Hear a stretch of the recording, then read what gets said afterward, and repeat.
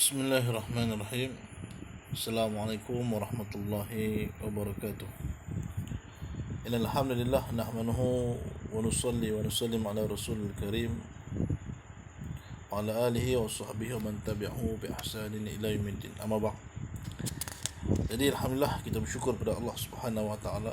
Kita sambung dalam bab yang ke-6 berkaitan dengan ghaibiyah, yakni perkara-perkara yang ghaib, ataupun kita sebut perkara as-sam'iyat, benda yang kita boleh dengar tapi tak boleh nampak dengan panca indera. Okey, disebut ghaibiyat ini ataupun ghaibiyah, benda yang ghaib, benda yang kamu tak nampak. Kita ghaib inilah ghaib. Ghaib benda yang kita tidak nampak, so tidak diketahui sama ada menerusi panca indera ataupun dengan akal, kecuali melalui perkhabaran benar Rasul. Antara dari malaikat, jin, siksaan dan nikmat di alam kubur. Ini benda yang kamu boleh kita dengar. Malaikat ada. Siapa yang dekat kita? Ratik kiri dan kanan kita. Tapi kita tidak nampak malaikat bagaimana. Tak dipertontonkan kepada mereka. Malaikat ni ada cerita dalam Quran, dia ada sayapnya. Itu kalau kamu tengok dalam cerita orang putih. Cerita orang putih ni banyak dia mengambil cerita-cerita yang terdapat dalam Quran. Digambarkan dengan akal fikirannya. Dia pamerkan dengan kita dengan zahir, dengan material. Maksudnya perkara ini salah. Tidak boleh kita pamerkan kerana benda ini boleh bawa kepada kesilapan ataupun kepercayaan yang bukan-bukan. Datang kamu tengok bersayap, orang yang berpakaian putih bersayap dan sebagainya. Ini dibawa oleh cerita-cerita barat, cerita Hollywood sebagai contohnya. Mereka mengambil daripada Al-Quran. Memang benar malaikat ini bersayap, tapi dia tidak ketahui bagaimana. Sebab malaikat boleh menyerupai manusia. Ketika mana malaikat berjumpa dengan Nabi Muhammad SAW, menyerupai seorang lelaki. Berjumpa dengan Nabi Lut AS juga menyerupai lelaki. Tapi malaikat, dia akan menyerupai, malaikat ni menyerupai benda-benda yang baik. Dia berlawan dengan jin. Jin akan menyerupai benda yang tidak elok. Ular, anjing yang hitam. Ini jin. Tapi malaikat menyerupai benda yang elok. Dan malaikat diperbuat daripada cahaya. Manakala jin diperbuat daripada api. Min marji minan nari. Dibuat daripada api. Okey, siksaan dan nikmat dalam kubur. Ini tak diketahui. Kita tidak masuk kubur, tanam kita tahu siksa. Kita tidak tahu. Yang tahu orang yang sudah mati. Tapi Nabi mengetahui benda tersebut. Benda itu diceritakan oleh Nabi SAW bagaimana siksaan-siksaan yang di antaranya Nabi menceritakan bahawa orang yang tidak suci ataupun tidak beristinja dengan betul bagi yang kencing, menyebabkan air kencing tersebut kena pada pakaian atau kena pada diri dia, kemudian dia solat, maka tidak sah. Kenapa? Najis masih lagi ada. Itu sebab perkara-perkara yang nampak saja kecil tapi memberi kesan dalam kehidupan, beri kesan dalam ibadat, beri kesan di alam barzakh. Ketika Nabi melalui satu kubur, Nabi mendengar tangisan, mendengar orang yang disiksa. Maka Nabi minta untuk diletakkan pelepah tamar. Maka tanya sebab apa disiksa? Sebab dia tidak menjaga ketika mana beristinja dengan betul, ketika mana membuang air kecil. Benda nampak simple tapi kesan itu. Okey. Kemudiannya pula, apa kesan positifnya? Kita mengetahui perkara sam'iyat.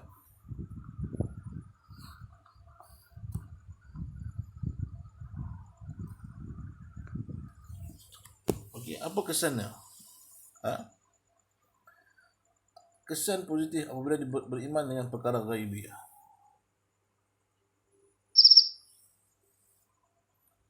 Okey. Yang pertama, memberi makna positif dalam kehidupan dan keperluan untuk hidup di kalangan manusia. Menyedarkan manusia supaya mengetahui tujuan kewujudan mereka. Yang beriman dengan hari kiamat sebagai contohnya. Dapat menjauhkan daripada sikap ta'assub yang menentang agama-agama lain. Mengikat manusia dengan kesudahan dan ganjaran yang menunggunya.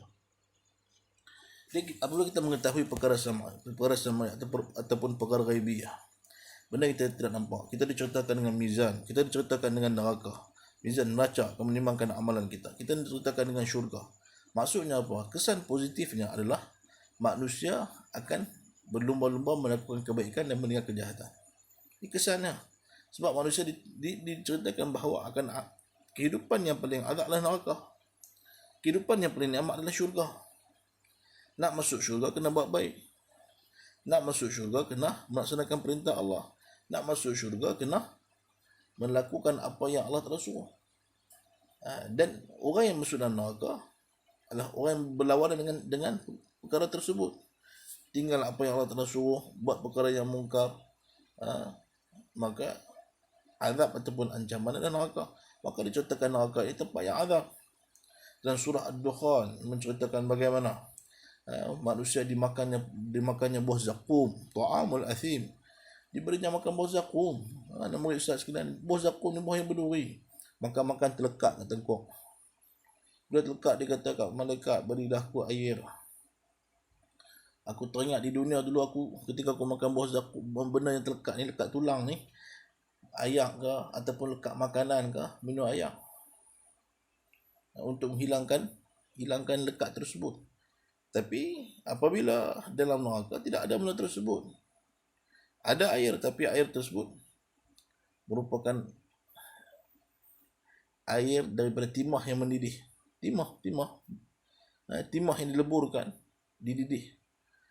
Panah yang amat. Tidak ada langsung nikmat. Dicontohkan dalam Al-Quran. Supaya apa kita ketahui akan adanya neraka tersebut. Lalu diminumnya tersebut, hancur segala perutnya. Hancur segala perutnya. Jadi bila kita tengok macam tu, takkan nak pandai kita buat. Takkan nak pandai kita buat sebab apa? Ada azabnya. Itu positifnya. Kita akan meninggalkan perkara-perkara yang tak sepatutnya kita buat dan melaksanakan perintah yang disuruh. Dan kita nak dapat syurga. Syurga ada apa? Syurga ada وَبَشِّرِ الَّذِينَ آمَنُوا وَعَمِلُوا الصَّالِحَاتِ أَنَّ لَهُمْ جَنَّاتٌ تَجْرِي مِنْ تَحْتِهَا الْأَنْهَارُ كُلَّمَا رُزِقُوا مِنْهَا مِنْ ثَمَرَاتٍ. Di bawah syurga itu ada jannatun tajri min tahtiha al-anhar, ada sungai-sungai yang mengalir. Kullama ruziqu minha min thamarati rizqan qalu hadha alladhi ruziqna min qabl wa utu bihi mutashabiha wa lahum fiha azwajatun mutahharun fiha khalidun. Ada pula apa? Buah-buahan, ada makanan, kemudian ada juga bidadari, ada orang yang bawa air untuk dituangkan kepada kita. Ada pelayan-pelayan. Siapa tak nak bidadari? Tengok ratu cantik pun seronok dah. Ni bidadari. Kami tak menikah Ustaz. Kami orang perempuan tak menikah. Kami ni perempuan tidak ada bidadari kah? Ada. Orang perempuan pun juga ada. Orang perempuan beriman juga disediakan bagi mereka. Lelaki yang beriman pun disediakan bagi mereka. Yang masuk semua mudah-mudah. Tak ada dah dalam syurga ini nak berak, nak kencing. Tak ada dah. Semua nikmat. Semua nikmat. Okey. Kemudiannya pula beriman pada para malaikat. Malaikat tu Jibril, Mikail, Israfil, Israel, Munkar, Nakir, Atib, Ridwan, Malik. Jibril buat apa? Menyampai wahyu. Mikail pemberi rezeki. Israfil meniupkan kekala. Israel menarik nyawa. Munkar, Nakir, Atib ni. Munkar, Nakir ni malaikat dalam kubur akan menghisap kita. Atib kiri kanan kita, menulis segala amalan kita buat. Ridwan, Malik, Ridwan penjaga syurga, Malik penjaga neraka. Ini malaikat diperbuat daripada cahaya dan mereka tidak mempunyai hawa nafsu. Mereka patuh. Tugas malaikat ni yusabbihu bihamdika wa nuqaddisu lak. Mereka ni sentiasa memuji Allah Taala. Maksudnya mereka sentiasa berzikir. Mereka buat apa yang Allah telah suruh. Mereka tak berlawan. Sebab apa? Tidak ada hawa nafsu seperti manusia ni. Manusia ada hawa nafsu itu sebab berkahwin, makan dan sebagainya. Malaikat tak macam tu. Okey. Beriman kepada malaikat, yakin malaikat ciptaan Allah di alam ghaib. Yakin malaikat makhluk Allah yang mulia, taat dan patuh perintah Allah. Yakin kejadian malaikat bukti keagungan Allah Subhanahu wa taala. Okey, tugas-tugas malaikat memikul arash. Arash ni tempat Allah bersemayam. Okey, bertasbih, tunduk, patuh dan sujud pada Allah, memberi salam kepada penghuni syurga, memohon rahmat dan keampunan untuk orang mukmin. Kamu tahu ketika mana kita ziarah orang kubur, kita ziarah orang jenazah, kita doa Allahumma ighfir lahu, contoh kamu ziarah orang-orang yang telah meninggal dunia. Kita sebut dalam bahasa kita pergi mengunjung. Kamu doa kebaikan, maka diaminkan oleh malaikat. Itu kita pergi mengunjung, kita kena doa kebaikan kepada jenazah. Sebab apa? Malaikat mengaminkan doa kita. Okey, mewahyu kepada Nabi dan juga Rasul. Siapa dah? Malaikat Jibril. Okey, percaya akan berakhirnya dunia dan memasuki kehidupan akhirat. Ini masuk akhir kiamat ni. Maksudnya apa? Dunia akan berakhir. Dunia tidak akan kekal. Dunia benda yang baharu. Setiap yang baharu pasti akan ada kebinasaan dah. Yang baqa, yang kekal itu Allah Subhanahu Wa Taala. Semua manusia, semua alam, semua benda akan hancur. Diibaratkan hancur seperti mana hancurnya menjadi debu ni. Bukit buka semua menjadi hancur, sehancur-hancurnya menjadi debu, maka menjadi lapang, akan dibangun semula manusia. Ada yang mengatakan sedemikian rupa, akan hancurnya alam ini dan manusia akan dibangunkan semula. Kita tidak sempurna iman seorang kecuali beriman dengannya. Siapa yang ingkar adalah kafir. Maka kita beriman bahawa akan berlakunya kiamat. Okey, hari kiamat, hari yang digambarkan sebagai musnahnya seluruh alam dan juga bumi. Tidak ada yang kekal dah. Hatta kita kata malaikat Israel yang menarik nyawa sekalipun, dia akan mencabut dirinya sendiri, mencabut nyawa dia sendiri. Habis semua makhluk dia cabut nyawa, maka dia pula mencabut nyawa dia sendiri. Tidak ada yang kekal. Okey, berasal dari perkataan Arab, yakni qiyam, qama yaqumul qiyam, bangun. Itu as-sa'ah, yakni kehancuran, masa. Disebut kiamat, ada disebut dalam surah as-sa'ah. Bila ditanya yas'alunaka 'anis sa'ati apabila dalam Al-Quran juga terdapat kalimah as-sa'ah. Kalau bahasa Arab sebut sa'ah ni jam, tapi sa'ah ni ada masa untuk berakhirnya dunia ini. Okey. Kemudiannya pula, setelah segalanya hancur, peringkat kemusnahan, maka ditiupkan sangkakala, maka terkejutlah. Surah Az-Zumar ayat 68. Mereka Israfil ditiupnya sangkakala, maka terkejut, mati mereka yang di langit dan di bumi, kecuali mereka yang dikehendaki oleh Allah Ta'ala. Peringkat kedua dibangunkan semula. Okey. Bila diberi hembusan ni, semua manusia akan matilah. Manusia yang baik ni dia main angin yang lembut. Angin yang lembut akan matikan manusia yang beriman. Kemudian baru tiup Israfil ni, akan matilah manusia yang tidak beriman. Mati, ditiup kali kedua, barulah manusia itu dibangunkan semula. Dia ada dua tiupan. Tiupan menghancurkan bumi, tiupan kedua membangunkan manusia. Bangun manusia dengan pelbagai amalannya. Ada yang berlari, berjalan, mengesek, menunjuk, macam-macam berdasarkan kepada amalannya. Harap kamu doa-doalah, moga kita bangun dalam keadaan seperti manusia. Bangun dan tanpa berpakaian. Kamu bangun tanpa berpakaian. Dan Sayyidatina Aisyah, adakah mereka akan melihat sesama mereka ketika itu masing-masing memikirkan amalan masing-masing? Kamu tak mau dah tengok siapa-siapa pun, nak tengok dari kita aja. Bagaimana kita nak hadap Allah Ta'ala dengan nak dihisap segala amalan kita. Okey. Kemudiannya pula, alamat hari kiamat ni. Macam-macam alamat. Ada alamat yang kecil, ada alamat yang besar. Alamat sughra dan kubra. Tengok alamatnya. Alamat kecil ni, ilmu diangkat. Zina bermaharajalillah. Angkatnya ilmu dengan matinya para ulama. Zina bermaharajalillah. Arak ditukarnya jenama, menjadikan satu perkara biasa. Sampai hari ni, arak kamu tengok kedai-kedai support dah. Kedai-kedai makan daripada bukan Islam dah ditajar oleh syarikat arak. Maksudnya arak sudah jadi biasa. Ini tanda kecil kiamat. Banyaknya penyakit berjangkit, berlakunya gempa bumi. Tengok COVID hari ni. Ini tanda kiamat. Gempa bumi, banjir, kemarau panjang seluruh dunia, di setengah dunia, pergaduhan dan pembunuhan. Ini merupakan tanda kecil kiamat. Wanita bebas mendedahkan aurat berpakaian tanpa tetapi bertelanjang. Tengok, pakai tapi serupa dengan sarung nangkah. Nampak habis semua. Ini di antara kita tanda-tanda kiamat ni. Buatnya masjid, berhias-hiasnya masjid, berbangga-bangga dengan masjid. Bukan maksud tak boleh bangga, tapi buatnya kerana apa? Nak menunjuk-nunjuk. Tak boleh. Kemudian tidak ada lagi imam, tak mampu nak jadi imam dah. Sebab apa? Tak yakin dah. Bacaan pun terabur. Al-Quran pun tak hafal. Sebab apa? Banyak kepada duniawi semata-mata. Ini tanda kecil. Okey, tanda kubranya, lahirnya Imam Mahdi. Ini akan turun Imam Mahdi nanti.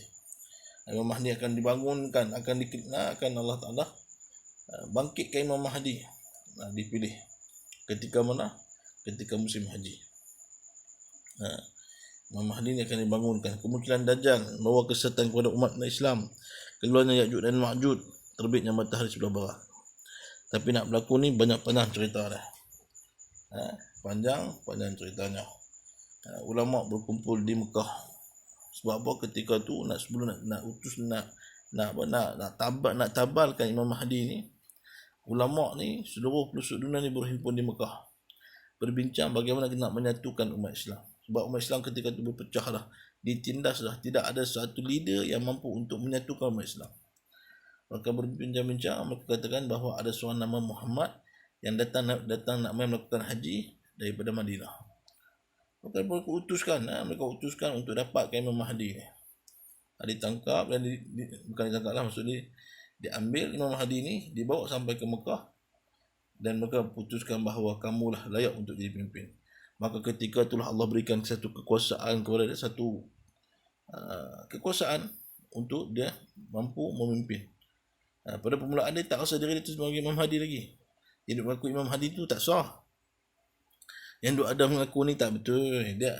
Imam Mahdi sendiri pun tak kata dia ni Imam Mahdi. Tapi bila diambilnya, dibawanya sampai ke Mekah, barulah apabila dilantik, barulah mengatakan bahawa dia itu sebagai Imam Mahdi. Diberikan kekuasaan kepada dia, lantang bercakap, memimpin umat untuk berlawan dengan fitnah Dajjal ni. Maka turunnya Dajjal. Bila turunnya Dajjal ini, dia turun Dajjal ni selama 40 hari ya, tak lama. Tapi hari yang pertama seperti mana sebulan, hari yang kedua seperti mana hari yang pertama seperti mana setahun, hari yang kedua seperti mana sebulan, hari yang ketiga seperti mana seminggu, hari yang keempat seperti hari-hari biasa. Ketika itulah tentera-tentera Dajjal daripada orang Yahudi, daripada orang yang tak beriman ni, akan tangkap umat Islam untuk menghadap kepada Dajjal, untuk termakan dengan fitnah Dajjal. Itu sebab kita kena hati-hati. Orang perempuan dia akan ditambat di tiang-tiang rumah. Kenapa? Tak tahan dengan fitnah Dajjal. Ni buat kedai ekor RM2 pun penuh. Ekor RM2 bukan kita benda ni, buat ekor RM2 nya. Orang penuh sampai tinggal solat maghrib, tinggal solat isyak. Sebab apa? Seronok nak beli barang RM2. Tu kena bayar. Dajjal dengan apa? Dengan tipu daya. Angkat tangan di sebelah kiri, nampak syurga, itu neraka. Angkat tangan di sebelah kanan, nampak syurga, itu merupakan. Angkat tangan kanan kirinya, nampak neraka, itu syurga. Itu neraka. Angkat tangan kiri dia, nampak syurga, itu neraka. Angkat tangan kanan dia, nampak neraka, itu syurga. Makanan tidak ada, hanya zikir. Kita kena lari sejauh-jauhnya, sembunyi di atas bukit, sembunyi dalam gua, untuk tidak berjumpa dengan tentera Dajjal ataupun Dajjal. Kenapa? Takut akan termakan dengan fitnah Dajjal yang tipu daya. Ketika termakan, kita hanya zikir sahaja. Turun Dajjal. Selepas itu barulah Allah telah utuskan pula Nabi Isa alaihissalam. Turun Nabi Isa di Masjid Umawi yang berada di Syria pada hari ini. Turun di Menara Putih. Ketika tu Imam Mahdi nak jadi imam. Bila Imam Mahdi dapat tahu bahawa Nabi Isa alaihissalam nak diturunkan, Imam Mahdi memperlawan Nabi Isa untuk nak jadi imam. Maka kata Nabi Isa, "Tak, aku datang dengan syariat Nabi Muhammad, maka kamulah menjadi imam." Jadi berganding baulah Nabi Isa juga Nabi Mahdi untuk memerangi Dajjal. Turun Nabi Isa, lari Dajjal. Nak beri ustaz sekarang, lari Dajjal takut. Dia tak ada power dah, habis power dah ketika tu. Maka Nabi Isa ada membalingnya dengan tongkai kayu. Ada mengatakan dengan sikat. Nabi Isa ni dia sikat rambut dia cantik. Okey. Rambut Dajjal ni kusut masai. Rambut Nabi Isa ni cantik. Dia katakan dalam hadis. Bila matinya Dajjal, barulah di antara para Nabi Isa menghancurkan salib, menyuruh orang Nasrani itu kembali kepada Islam. Okey. Sebelum kemudian keluar Ya'juj dan Ma'juj. Keluar pula Ya'juj dan Ma'juj. Maka ketika itu tak ada upaya dah. Semakin kuat Ya'juj dan Ma'juj. Maka Nabi Isa berdoa kepada Allah Ta'ala untuk matikan Ya'juj dan Ma'juj ni. Maka datanglah penyakit yang berjangkit menyebabkan kematian Ya'juj dan Ma'juj. Bangkai pula penuh atas muka bumi ni. Maka Nabi Isa doa kepada Allah Ta'ala, datanglah burung mengambil satu persatu bangkai tersebut, maka hilanglah di atas muka bumi ni. Bau pula tidak hilang. Bila bau tidak hilang, Nabi Isa berdoa kepada Allah Ta'ala, maka Allah Ta'ala turunkan hujan. Selepas itu manusia pun kembali beriman dan bertakwa pada Allah Ta'ala. Okey. Selepas itu hidup manusia selama 40 tahun dalam keadaan apa? Manusia ni beriman. Bila beriman penuh kenikmatan, maka manusia itu berkufur pula pada Allah Ta'ala. Dan berlakulah tiupan yang pertama, mematikan umat Islam. Angin lembut ni mematikan umat Islam. Kemudian barulah berlakunya kita kata gegaran, kemudian berlakulah kita kata kehancuran alam ini, berlaganya bulan, bintang antara bintang, kemudian hancurnya bukit buka apa semua, bertibaran lari manusia ini berlaku kepada orang yang bukan Islam. Okey. Ini di antara kita kata tanda-tanda kiamat. Okey, selepas itu ramalan hari kiamat. Ini semua ceritanya. Tak baca pun tak boleh ni. Okey.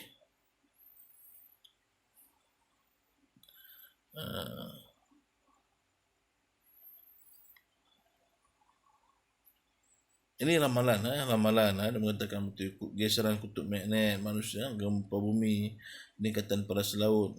Ini merupakan kerosakan tersebut bertengah manusia sendiri. Peningkatan paras laut kenapa? Kita melepaskan, menipiskan ozon, menyebabkan kepanasan suhu, maka ais-ais yang berada di kutub utara selatan itu mencair. Ini bertengah manusia sendiri. Okey, ini cerita ramalan inilah. Berdasarkan filem orang putih ni dia pandai, dia buat pandai macam-macam, berlakunya taufan tanah runtuh, jatuhnya meteor dan asteroid, kemudian gelombang laut seperti mana tsunami, kemudian pergeseran geomagnetik, kemudian pergeseran kutub bumi yang boleh berlaku yang boleh berlaku oleh letupan matahari. Ini semua pelanggaran. Contohnya kita dah sekarang ni bulan kita galaksi sekarang ni ataupun cakrawala hari ni berjalan dengan galaksi mereka masing-masing. Tak bersentuhan ataupun tak berlaku pelanggaran di antara mereka masing. Tapi bila berlaku kiamat sudah tak duduk dalam galaksi mereka, maka akhirnya berlaku pelanggaran dan juga kehancuran. Okey. Peningkatan suhu, rekahan bumi menelan bandar-bandar yang ada, lubang hitam, gabungan antara matahari dan lubang hitam besar di tengah galaksi. Okey, tamat. Jadi alhamdulillah, mudah-mudahan sedikit sebanyak untuk bab yang ke-6 ni. Dan kita akan sambung pada bab yang ke-7. Wallahualam. Assalamualaikum warahmatullahi wabarakatuh.